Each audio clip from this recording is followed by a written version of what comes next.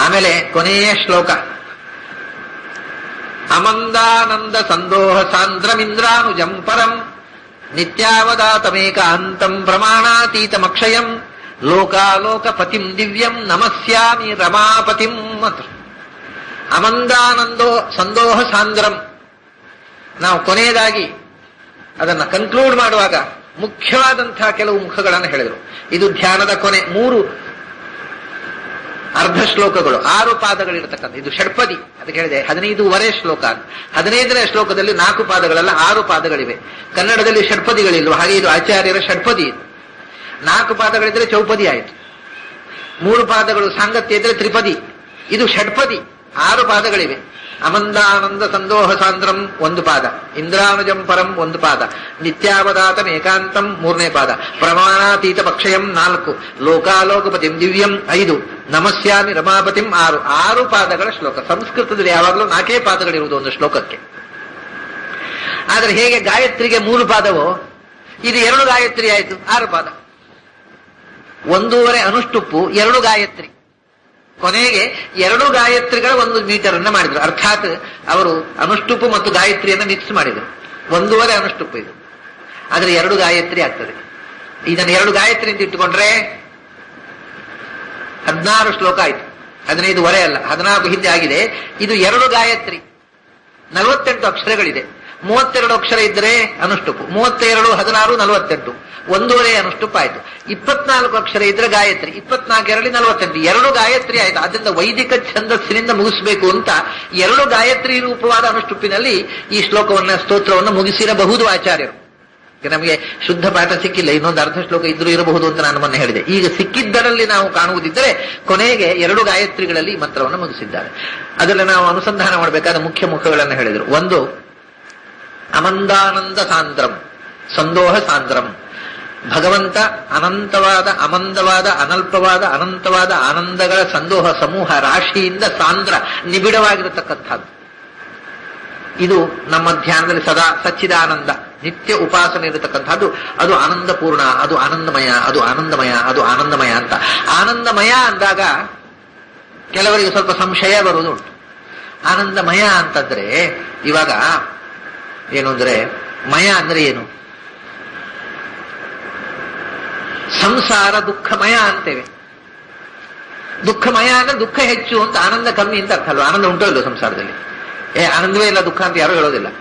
ಹೌದು ಸ್ವಾಮಿ, ಇದ್ರೆ ಏನು ಉಪಯೋಗ, ಅದಕ್ಕಿಂತ ಹೆಚ್ಚು ದುಃಖ ಅಂತ. ದುಃಖಮಯ ಅಂತಂದ್ರೆ ಹೆಚ್ಚು ದುಃಖ ಇರುವಂಥದ್ದು, ಕಮ್ಮಿ ಆನಂದ ಇರುವಂಥದ್ದು ಅಂತ ಅರ್ಥ. ಹಾಗಾದ್ರೆ ಆನಂದಮಯ ಅಂದ್ರೆ ಏನು? ಹೆಚ್ಚು ಆನಂದ ಇರುವಂಥದ್ದು, ಕಮ್ಮಿ ದುಃಖ ಇರುವಂಥದ್ದು ಅಂತ ಅರ್ಥ ಆಯ್ತಲ್ಲ. ಹಾಗೆ ಅರ್ಥ ಅಲ್ಲ ಭಗವಂತನಲ್ಲಿ. ಅದಕ್ಕೋಸ್ಕರ ಅದನ್ನ ಸ್ಪಷ್ಟಪಡಿಸಿದ್ರ ಆಚಾರ್ಯರು. ಆನಂದಮಯ ಅಂತಂದ್ರೆ ಆನಂದ ಸಂದೋಹ ಸಾಂದ್ರ ಅಂತ. ಆದ್ರೆ ಆನಂದವೇ ನಿಬಿಡವಾಗಿರೋದು, ಮಧ್ಯದಲ್ಲಿ ದುಃಖಕ್ಕೆ ಪ್ರವೇಶವೇ ಇಲ್ಲ. ಅದು ಹಾಗುಂಟು. ಹಾಗಾದ್ರೆ ಈಗ ದುಃಖಮಯ ಅನ್ನೋದೇ ಹೋಗ್ಲಿ. ಸೂರ್ಯ ಪ್ರಕಾಶಮಯ ಅಂದ್ರೆ ಏನು? ಹೆಚ್ಚು ಪ್ರಕಾಶ, ಸ್ವಲ್ಪ ಕತ್ತಲಿದೆ ಅಂತ ಅರ್ಥವೋ?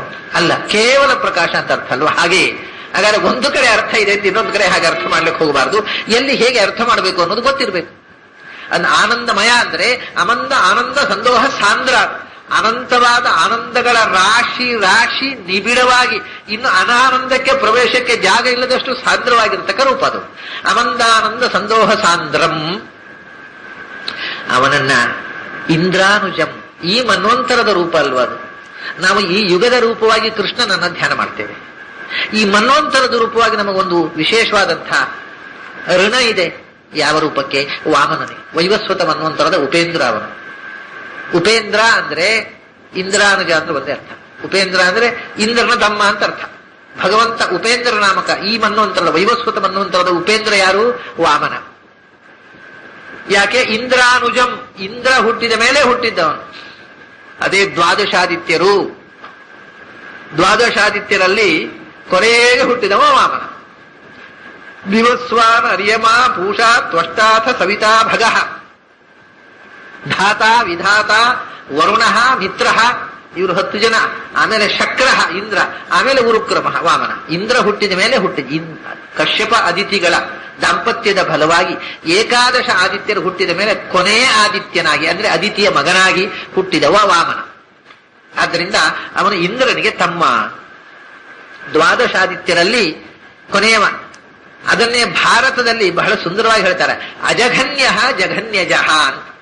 ವಾಮನ ಅವನು ಯೋಗ್ಯತೆಯಲ್ಲಿ ಕೊನೆಯವನಲ್ಲ, ಅದರ ಹುಟ್ಟಿನಲ್ಲಿ ಸೀನಿಯಾರಿಟಿ ಮೇಲೆ ಕೊನೆಯವ ಅಂತ. ಅಜಘನ್ಯ ಸ್ವತಃ ಯಾರಿಗೂ ಕೊನೆಯವನಲ್ಲ, ಎಲ್ಲರಿಗೂ ಮೊದಲಿಗ.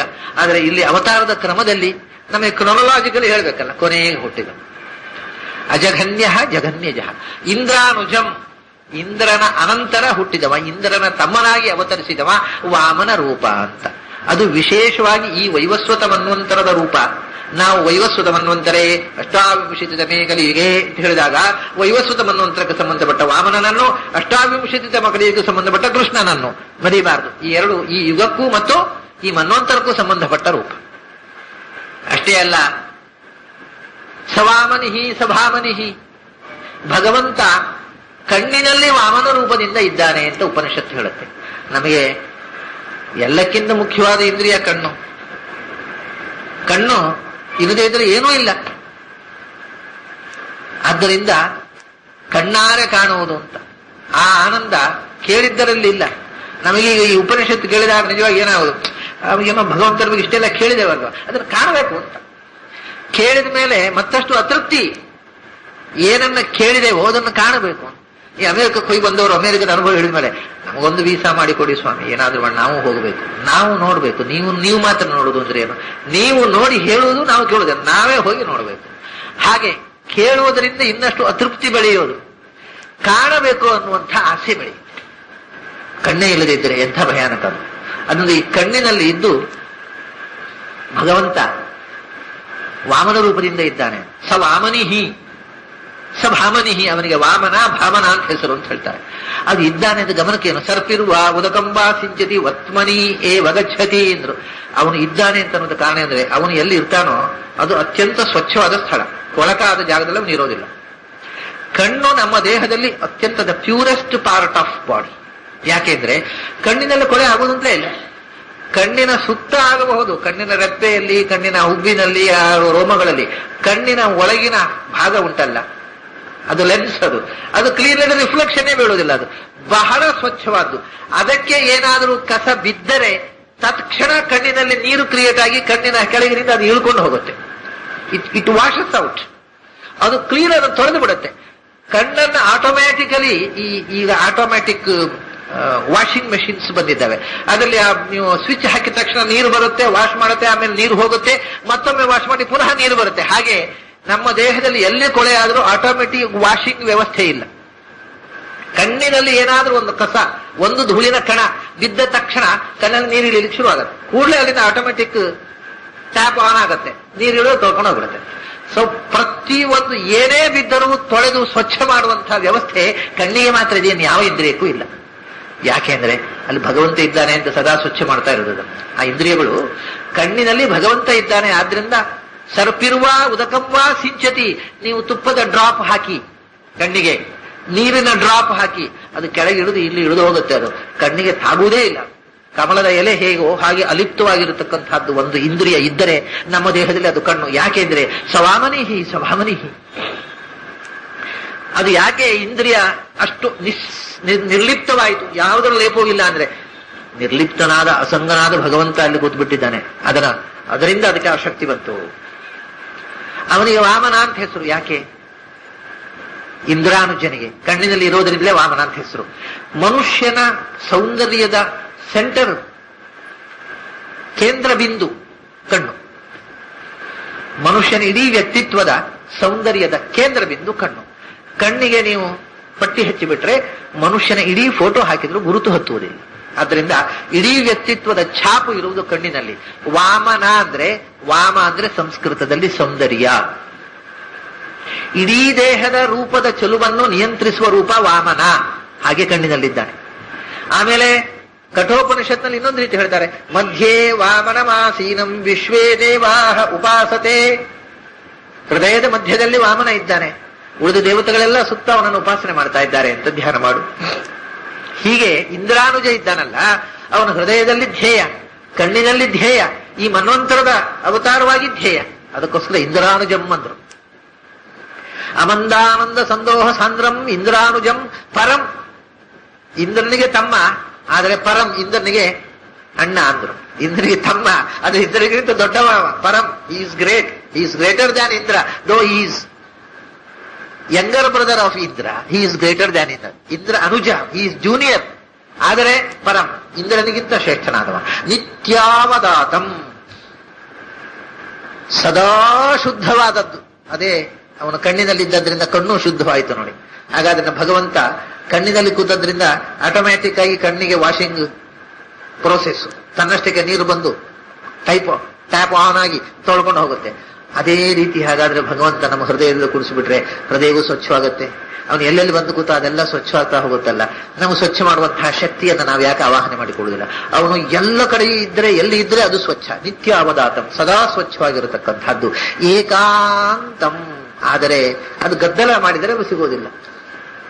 ರಹಸ್ಯದಲ್ಲಿ ಉಪಾಸನೆ ಮಾಡಬೇಕಾದ್ದು. ಏಕ ಅಂತಂ, ಅತ್ಯಂತ ಒಳಗಿನ ಹೃದಯದಲ್ಲಿ ಉಪಾಸನೆ ಮಾಡಬೇಕಾದ್ದು. ಏಕ ಅಂತಂ, ಎಲ್ಲಕ್ಕಿಂತ ಕೊನೆಯ ಆಸರೆ. ಪ್ರಾರಂಭದಲ್ಲಿಯೂ ಅದನ್ನು ಹೇಳಿದ್ದಾರೆ, ಈ ವಿಶೇಷಣವನ್ನ. ಸಚ್ಚಿದಾನಂದ ರೂಪಂತಂ ಅನಾಮಯಂ ಅನಂತರಂ ಏಕಂ ಏಕಾಂತಂ ಅಭಯಂ. ಇಲ್ಲಿ ಪುನಃ ಉಪಸಂಹಾರದಲ್ಲಿ ಅದನ್ನೇ ಹೇಳಿದರು.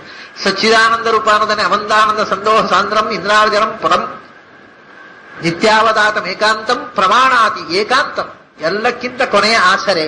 ಆದರೆ ಅದು ಏಕಾಂತದ ಉಪಾಸನೆಗೆ ಗೋಚರವಾಗಿರತಕ್ಕಂಥದ್ದು. ಅದನ್ನು ಹೇಗೆ ಪ್ರೂವ್ ಮಾಡೋದು?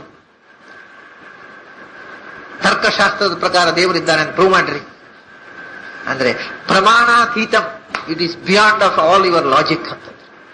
ನಿನ್ನ ತರ್ಕ ಅದನ್ನು ಬೆಂಕಿಗೆ ಹಾಕುವುದು. ತರ್ಕದಿಂದ ಏನನ್ನೂ ಪ್ರೂವ್ ಮಾಡ್ಲಿಕ್ಕೆ ಬರುವುದಿಲ್ಲ. ಆದ್ರಿಂದ ತರ್ಕಶಾಸ್ತ್ರದಿಂದ ದೇವರನ್ನ ಪ್ರೂವ್ ಮಾಡ್ಲಿಕ್ಕೆ ಹೋಗಬೇಡ ಅಂತ. ಪ್ರಮಾಣಾತೀತಂ, ತರ್ಕಶಾಸ್ತ್ರ ಏನು ಮಾಡುತ್ತೆ? ತರ್ಕಶಾಸ್ತ್ರ ದೇವರನ್ನು ತರ್ಕದಿಂದ ಪ್ರೂವ್ ಮಾಡ್ಲಿಕ್ಕೆ ಪ್ರಯತ್ನ ಮಾಡುತ್ತೆ. ತರ್ಕಶಾಸ್ತ್ರದಲ್ಲಿ ದೇವರನ್ನು ಹೇಗೆ ಸಾಧನೆ ಮಾಡೋದು ಅಂದ್ರೆ ಅದಕ್ಕೊಂದು ಲಾಜಿಕ್ ಇದೆ. ಮಹೀಧರಾಧಿಕಂ ಸಕರ್ತೃಕಂ ಕಾರ್ಯತ್ವಾತ್ ಘಟವತ್. ಇದು ಉದಯನಾಚಾರ್ಯರಂಥ ಮಹಾನೈಯಾಯಿಕ ತಾರ್ಕಿಕ ತರ್ಕಶಾಸ್ತ್ರದ ಆಚಾರ್ಯ ಪುರುಷ. ಹೇಗೆ ಉದಯನಾಚಾರ್ಯರು ಕುಸುಮಾಂಜಲಿ ಅಂತ ಒಂದು ಗ್ರಂಥ ಬರೆದಿದ್ದಾರೆ. ತರ್ಕ ಸಂಗ್ರಹ ತರ್ಕಶಾಸ್ತ್ರದ ಬಾಲಗ್ರಂಥ, ಕುಸುಮಾಂಜಲಿ ಅದರ ಮೇರು ಗ್ರಂಥ, ತುದಿಯ ಗ್ರಂಥ.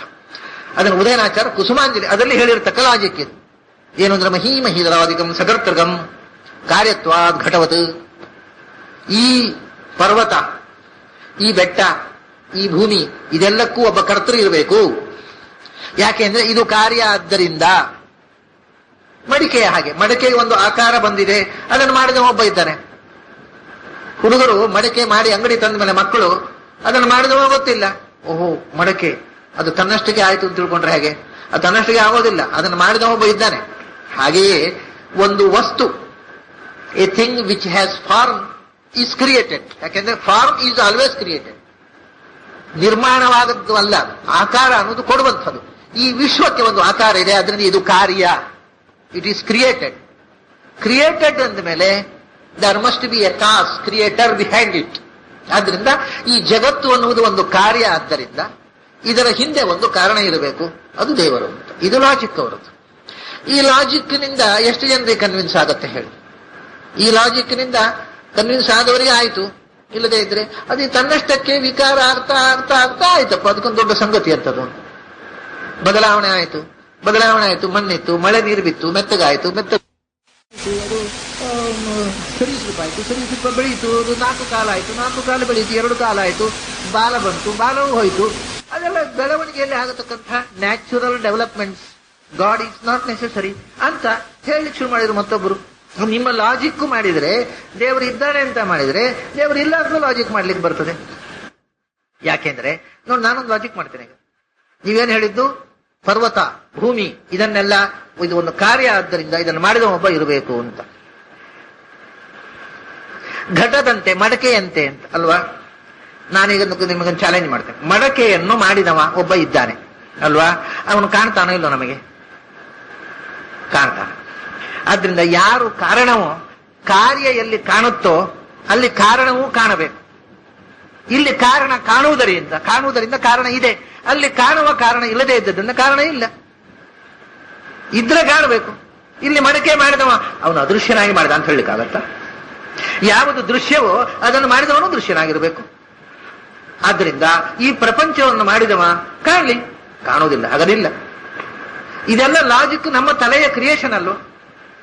ಲಾಜಿಕ್ಕಿಗೆ ತಲೆ ಇಲ್ಲ, ತಲೆ ಇದ್ದವರು ಲಾಜಿಕ್ ಮಾಡುವುದಿಲ್ಲ. ತರ್ಕ ಅನ್ನೋದು ನಿಜವಾಗಿ ತಲೆ ಇದ್ದವರು ಮಾಡುವ ಕೆಲಸ ಅಲ್ಲ. ಯಾಕೆಂದ್ರೆ ತಲೆ ಇಲ್ಲದೆ ಇದ್ದಾಗ ತರ್ಕ ಮಾಡೋದು, ತಲೆಯಲ್ಲಿ ವಿಷಯ ತಿಳಿದಾಗ ತರ್ಕ ಮಾಡುವ ಅಗತ್ಯವೇ ಬರುವುದಿಲ್ಲ. ಇನ್ನೊಂದು ತರ್ಕ ಇದೆ, ಅದ್ವೈತ. ಇದೆಲ್ಲ ಲಾಜಿಕ್ಕು ಎಷ್ಟು ಅಸಹ್ಯ ನೋಡಿ. ಇಲ್ಲೊಂದು ಲಾಜಿಕ್ ಆಯ್ತು.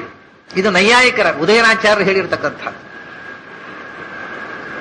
ಆಮೇಲೆ ಇನ್ನೊಂದು ಲಾಜಿಕ್ ಇದೆ, ಜಗತ್ತು ವರ್ಲ್ಡ್ ಈಸ್ ಅನ್ ರಿಯಲ್. ಇದಕ್ಕೊಂದು ಲಾಜಿಕ್ ಇದೆ. ಅದನ್ನ ಬಹಳ ದೊಡ್ಡ ಅದ್ವೈತದಲ್ಲಿ ಬಹಳ ದೊಡ್ಡ ಸರ್ವಜ್ಞ ಪ್ರಕಾಶಾತ್ಮ ಯತಿ ಅಂತಕ್ಕಂಥ ಬಹಳ ದೊಡ್ಡ ಯತಿಯವರು ಅವರು ಹೇಳಿರತಕ್ಕಂಥದ್ದು. ಏನ್ ಹೇಳ್ತಾರೆ ಅಂದ್ರೆ, ಅಯಂ ಪಟಃ ಏತತ್ತಂತುನಿಷ್ಠ ಅತ್ಯಂತಾಭಾವ ಪ್ರತಿಯೋಗಿ ಪಟತ್ವಾ ಪಟಾಂತರವತ್ತು ಅಂತ. ಇದೊಂದು ಲಾಜಿಕ್. ಈ ಬಟ್ಟೆಯನ್ನು, ಇದರಲ್ಲೊಂದು ನೂಲಿದೆ ಅಲ್ಲ, ಈ ನೂಲಿನಿಂದ ಹೆಣೆದು ಬಟ್ಟೆ ಮಾಡಿದ್ದಲ್ಲ, ಈ ಬಟ್ಟೆಯನ್ನು ಈ ನೂಲಿನಿಂದ ಮಾಡಿದ್ದಲ್ಲ. ಲಾಜಿಕ್. ಮಾಡಿದ್ದು ಹೌದು ಅಲ್ಲ, ಹೌದು ಅಂತ ನೀವು ಹೇಳೋದಲ್ವ, ನಾನು ಅಲ್ಲ ಅಂತ ಹೇಳ್ತೇನೆ, ಲಾಜಿಕ್ಕಿನಿಂದ ಪ್ರೂವ್ ಮಾಡ್ತೇನೆ. ಯಾಕೆಂದ್ರೆ ಇದು ಒಂದು ಬಟ್ಟೆ ಹೌದು ಅಲ್ವೋ, ಆ ಬಟ್ಟೆಯು ಒಂದು ಬಟ್ಟೆ ಹೌದು ಅಲ್ವೋ, ಆ ಬಟ್ಟೆಯನ್ನು ಈ ನೂಲಿನಿಂದ ಮಾಡಿದ್ದು ಅಲ್ಲಲ್ವ, ಆದ್ರಿಂದ ಈ ಬಟ್ಟೆಯನ್ನು ಈ ನೂಲಿನಿಂದ ಮಾಡಿದ್ದಲ್ಲ. So that world is unreal. This is the logic for unreality of the world. ಅದ್ವೈತದ ಶ್ರೇಷ್ಠ ವಿದ್ವಾಂಸರು ಮಾಡಿದ ಲಾಜಿಕ್ ಇದು. ನಗಬೇಕೋ ಅಳ್ಬೇಕೋ. ಆ ಬಟ್ಟೆಯನ್ನು ಈ ನೂಲಿನಿಂದ ಮಾಡಿದ್ದಲ್ಲ, ಆದ್ರಿಂದ ಈ ಬಟ್ಟೆಯನ್ನು ಈ ನೂಲಿನಿಂದ ಮಾಡಿದ್ದಲ್ಲ, ಆದ್ರಿಂದ ಈ ಬಟ್ಟೆ ನೂಲಿನಿಂದ ಮಾಡಿದ್ದಲ್ಲ, ಆದ್ರಿಂದ ಇದು ಬಟ್ಟೆ ಅಲ್ಲ, ಆದ್ರಿಂದ ಬಟ್ಟೆ ಇಲ್ಲ. This is the logic. ಇದು ಲಾಜಿಕ್ ಅಂದ್ರೆ ಇದು ಚಿಕ್ಕ ಮಕ್ಕಳ ಲಾಜಿಕ್ ಅಲ್ಲ. ಅದ್ವೈತದ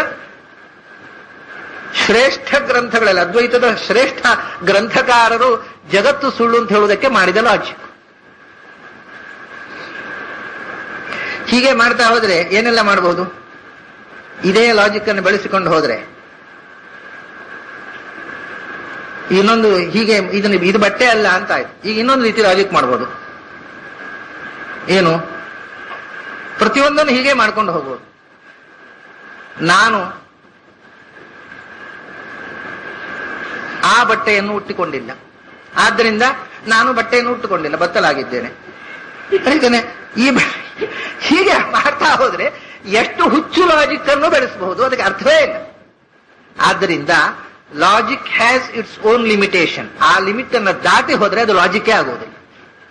ಅಂದರೆ ನಮ್ಮ ಅನುಭವದ ಲಿಮಿಟೇಷನ್ ಒಂದಿದೆ, ನಮ್ಮ ಅನುಭವವನ್ನು ದಾಟಿ ಹೋದ್ರೆ ಅದು ಲಾಜಿಕ್ ಆಗುವುದಿಲ್ಲ. ನಮ್ಮ ಅನುಭವದ ಸೀಮೆಯ ಒಳಗೆ ಮಾತ್ರ logic functions. When it goes beyond our experience, it will never be a logic. It can never be a logic.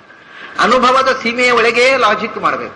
ಇಲ್ಲದೇ ಇದ್ರೆ ಆಚಮ್ಯ ಪ್ರಾಣಾನಾಯಮ್ಯ, 3 ಸರ್ತಿ ನೀರು ತಗೊಳ್ಳಿ, 3 ಸರ್ತಿ ಹಾಕ್ರಿ, 1 ಸರ್ತಿ ತಗೊಂಡ್ರೆ ಸುಲಭ. ಲಾಜಿಕ್ ಇದು. 3 ಸರ್ತಿ ತಗೊಳ್ಳೋದಕ್ಕಿಂತ 1 ಸರ್ತಿ ತಗೊಳ್ಳೋದು ಸುಲಭ. ಆದ್ದರಿಂದ ಒಂದೇ ಸರ್ತಿ ಆಚಮನ ಮಾಡಿ. ನಾನು ಲಾಜಿಕ್ ನಿಂದ ಪ್ರೂವ್ ಮಾಡಿದೆ, ನೀವಲ್ಲ ಅಂತ ಹೇಳಿ. ಅಲ್ಲಪ್ಪ, ಅದೆಲ್ಲ ಲಾಜಿಕ್ ಅಲ್ಲ, ಅದು ಬೇರೆ. ಆಮೇಲೆ ಡಾಕ್ಟ್ರು ಬಾಟ್ಲಲ್ಲಿ ಪಟ್ಟಿ ಹಾಕಿ ಕೊಡ್ತಾರೆ. ಇದನ್ನ ದಿವಸಕ್ಕೆ 3 ಹೊತ್ತಿನ ಹಾಗೆ 3 ದಿವಸ ತಗೊಳ್ಳಿ, 9 ಪಟ್ಟಿ ಕಚ್ಚಿ ಮಾಡಿ ಕೊಡ್ತಾರೆ. ಅದನ್ನ ನಾವು 9 ಸರ್ತಿ 3 ದಿವಸ ತಗೊಂಡ್ರೆ ಕಷ್ಟ, ಒಂದೇ ಸರ್ತಿ ಕುಡಿದ್ರೆ ಒಳ್ಳೆ ಸುಲಭ ಅಂತ 1 ದಿವಸ ಕುಡಿದ್ರೆ ಆಸ್ಪತ್ರೆ ಹೋಗ್ಬೇಕಾಗುತ್ತೆ, ಜ್ವರ ಗುಣ ಆಗುದಿಲ್ಲ ಅಷ್ಟೇ. ಇದೆಲ್ಲ ಹಾಗಾದ್ರೆ ಯಾವುದೇ ಲಾಜಿಕ್ ಅನ್ನ ನಾವು ಎಕ್ಸ್ಪೀರಿಯನ್ಸ್ ಅನ್ನ ಉಲ್ಲಂಘನೆ ಮಾಡಿ ಮಾಡ್ತಾ ಹೋದ್ರೆ, I can prove that fire cannot burn because it is a matter. No matter burns, fire is also a matter, so that fire cannot burn. ಈ ಲಾಜಿಕ್ಕಿಗೆ ಏನಾದ್ರೂ ದೋಷ ಇದ್ರೆ ಹೇಳ್ರಿ. ಏನೂ ಇಲ್ಲ. ಏನ್ ದೋಷ ಅಂದ್ರೆ, ಅಲ್ಲ ಯಾಕೆ ಕೈ ಇಟ್ರೆ ಅವ್ನಿಗೆ ಏನ್ ಮಾಡ್ಬೇಕು ಅಂದ್ರೆ ವಾದಕ್ಕೆ ವಾಕ್ಯಾರ್ಥ ಮಾಡಿ ಕರ್ಕೊಂಡು ಹೋಗಿ ಬೆಂಕಿಯಲ್ಲಿ ಕೈ ಇಡಬೇಕು. ಸುಡುತ್ತೆ, ಮತ್ತೆ ನೀನು ಲಾಜಿಕ್ ಮಾಡಿದೆ ಅಲ್ವಾ ಸುಡೋದಿಲ್ಲ ಅಂತ. ಆದ್ರೆ ನನ್ನ ಎಕ್ಸ್ಪೀರಿಯನ್ಸ್ಗೆ ವಿರುದ್ಧವಾಗಿ ನಾನು ಲಾಜಿಕ್ ಮಾಡಿದ್ರೆ ನನ್ನ ಹುಚ್ಚ ಅಂತ ಹೇಳ್ತಾರೆ ಅಷ್ಟೇ. ಲಾಜಿಕ್ ಎಷ್ಟು ಮಾಡಬಹುದು, whether it's supported by our experience, that counts. ಇಲ್ಲದೆ ಲಾಜಿಕ್ ಮಾಡಬಾರದು. ಕಣ್ಣಿಗೆ ಕಾಣದ ವಿಷಯದ ಬಗ್ಗೆ ಲಾಜಿಕ್ ಮಾಡಬಾರದು. ಆದ್ದರಿಂದಲೇ ದೇವರ ಬಗ್ಗೆ ಲಾಜಿಕ್ ಮಾಡಬೇಡ. ನೀನು ಕಣ್ಣಿಗೆ ಕಾಣದ ವಿಷಯ ಏನ್ ಲಾಜಿಕ್ ಮಾಡೋದು?